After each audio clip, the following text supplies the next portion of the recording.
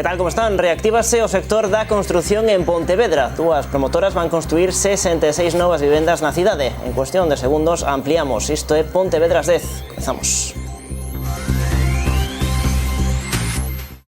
Como ya estamos contando, o Concello ven de conceder as primeiras licenzas para 2 edificios de nova construción na cidade que contarán con 66 vivendas. Un feito que, segundo o voceiro do Executivo local, deixa patente que o sector da construción volve ter movimento na cidade. Inmobiliaria Uruguai e Florida Galicia son as encargadas de pôr en marcha 2 edificios de nova construción entre as rúas Eduardo Pondal, 12 de novembro e Joaquín Costa. O Concello de Pontevedra concedeu as primeiras 2 licenzas para senllos edificios de nova construción, que contarán cun total de 66 vivendas. Unha nova promoción inmobiliaria que amosa, segundo Raimundo González, que o sector da construción está a recuperarse en Pontevedra. En definitiva, o que quero dicir con isto é que non dá a impresión de que sea flor de un día, sino todo o contrario, sino que esa recuperación veu para quedarse. Esa recuperación non deixa de ser unha realidade con todos estes elementos que temos. Non? Quer dicir que é unha noticia moi positiva o feito de que se normalice este sector, que tede en conta que era un sector que tiña un componente importante de man de obra, e é de man de obra intensiva. Por tanto, non vamos a recuperar digamos, toda esa población activa que estaba traballando no sector, pero sí unha importante parte, non? Unha nova promoción e un novo pulo para Pontevedra que, segundo González, non se trata de flor dun día. E non deixa de ser positivo tamén que se empeza a construir nesas zonas novas que quedaran, digamos, un pouco a desmán como consecuencia da crise, como pode ser o tema da unidade 18, da unidade 13 ou o de Tafisa, non? As promocións de Tafisa, o Goberno engade os proxectos que se impulsan entre Josefina Arruti e a Avenida de Vigo, o que se construirá preto dos xulgados da Parda ou a rehabilitación da antiga comandancia da Garda Civil. Dende o PSOE provincial fixeron esta mañá balance das iniciativas vencelladas coa provincia presentadas durante este curso político no hemiciclo galego. A deputada Patricia Vilán anunciou que se presentaron un total de 1.410 iniciativas relacionadas con Pontevedra e a súa comarca, das que 145 estiveron centradas na capital de provincia. Sanidade, infraestructuras, política social, patrimonio, todos estes asuntos e máis foron trasladados ao Goberno galego a través de iniciativas dende o PSDG-PSOE. Esta mañá, a deputada Patricia Vilán fixo balance da actividade no Parlamento galego ao longo deste curso político, un Parlamento onde se presentaron 1.410 iniciativas vencelladas coa provincia de Pontevedra. 145 desas propostas estiveron centradas na boa vila. O balance que temos dende o traballo do Grupo Parlamentario Socialista é bo, pero o balance respecto do goberno de Núñez Feijóo é negativo. Entre o final do anterior período de sesións, que foi decembro de 2017, e hoxe, a situación é idéntica e, en algúns casos, aínda é peor, porque non ten evolucionado nada, non? E Pontevedra sigue igual de mal que en decembro de 2017. Poderíamos decir que sigue igual de mal que a comezos da legislatura hai escasamente 2 anos. E a verdade é que o traballo do Goberno de Feijóo é un conxunto vacío para a comarca e para Pontevedra. Dende o PSOE agardan un cambio de rumbo coa chegada a Moncloa do Partido Socialista. Dende o noso punto de vista, esperamos que o goberno de Pedro Sánchez sexa un desbloqueo para a situación non só para Galicia, sino tamén para Pontevedra, a comarca e a súa provincia, non? De cara ao novo curso político que se iniciará en setembro, dende o PSOE teñen claro que estará moi marcado polas eleccións locais.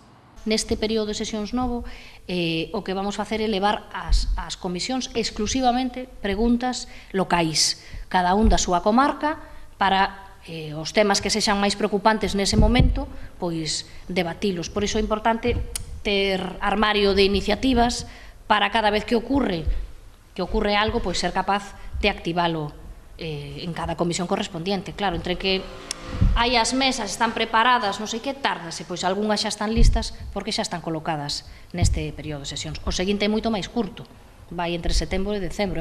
Este foi moi longo e por iso digo, para facer tantas iniciativas. Dentro do PSOE din que o PP o único que lles preocupa é recuperar a Deputación, xa que durante estes 3 anos, din, deixaron patente que dende a Xunta maioritariamente se realizaron investimentos en concellos do Partido Popular. Esta mañá tivo lugar a primeira quenda de sinaturas das axudas da segunda convocatoria do Plan Social de ENCE en Pontevedra. As protagonistas da xornada foron as empresas e asociacións vencelladas coa recuperación e coidado da contorna, unha área da que se beneficiaron un total de 48 empresas. Das 93 empresas que presentaron a súa solicitude para a convocatoria de axudas do Plan Social de ENCE en Pontevedra, na área de recuperación e cuidado da contorna, 48 contaron con esta inversión. 48 empresas que esta mañá asinaron esta adxudicación na papeleira da cidade.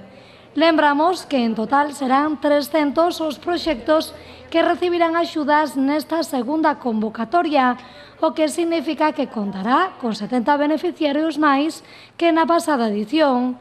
En total, os 63% dos proxectos que foron presentados a este Plan Social de ENCE en Pontevedra resultaron beneficiarios.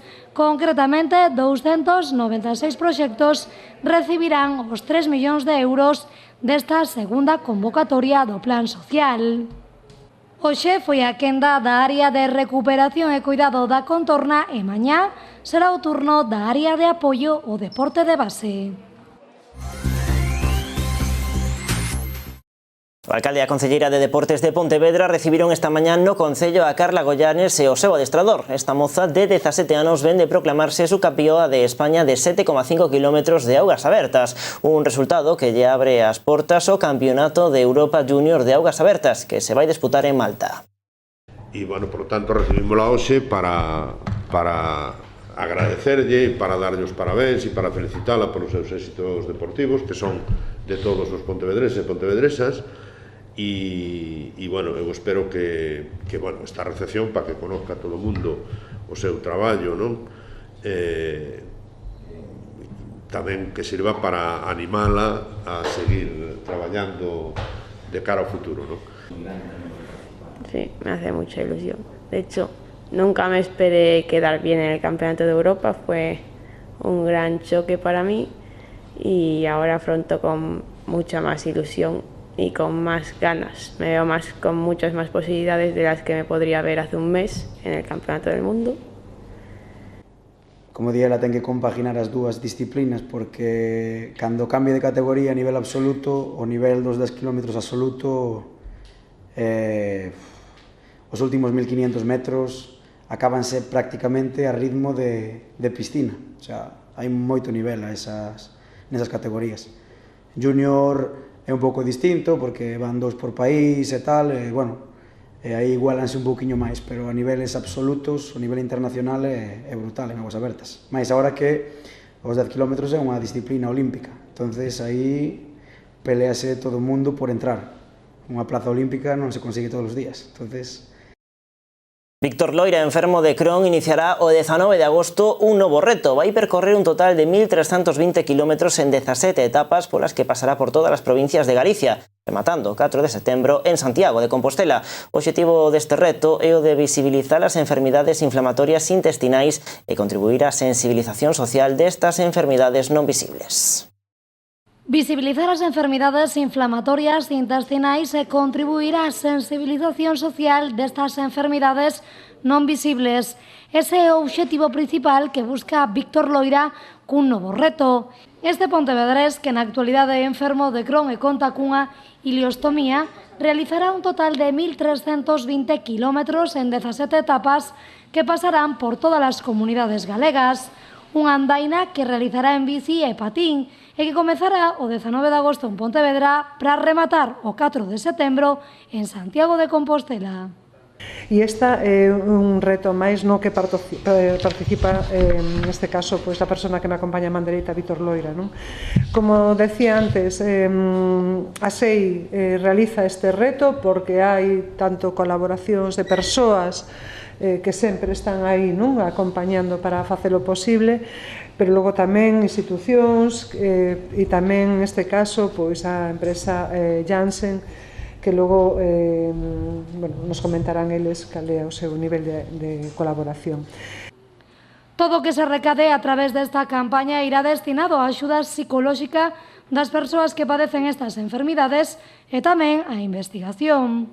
Nós con isto que queremos é que realmente recaudar fondos para a axuda psicolóxica, porque si fai falta, o falábamos antes, verdad, José María, e tamén queremos que se faga investigación.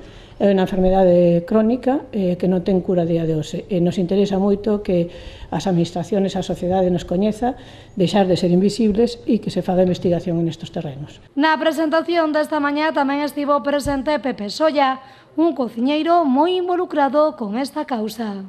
E tamén quero colaborei facendo un libro no que se pode mostrar que se pode comer moi ben e facer pratos e facer alta gastronomía con calquer tipo de limitación. Eso non ten que ser ninguna limitación, entón o primeiro que temos que facer é abrir a nosa capacidade, a nosa mente, e se eu colaboro, axudo e logro contribuir un pouco a que xente que ten este tipo de enfermedades, que se ve limitado por estas cousas, se poda comer dunha forma mellor, máis rica e disfrutar máis da comida, porque moitas veces chegan a non disfrutar de comer porque isto provoca moitos efectos secundarios, ¿no? Pero que se poden paliar cociñando de forma distinta ou con ingredientes distintos, ¿no?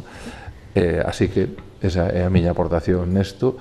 Espero dar un pouco de visibilidade para que a xente tamén se faga un pouco sensible a todo isto. Creo que entre todos podemos axudar a un montón de xente. E o adestrador de Víctor Loira, quen destacou a forza de vontade que ten Víctor no seu día a día.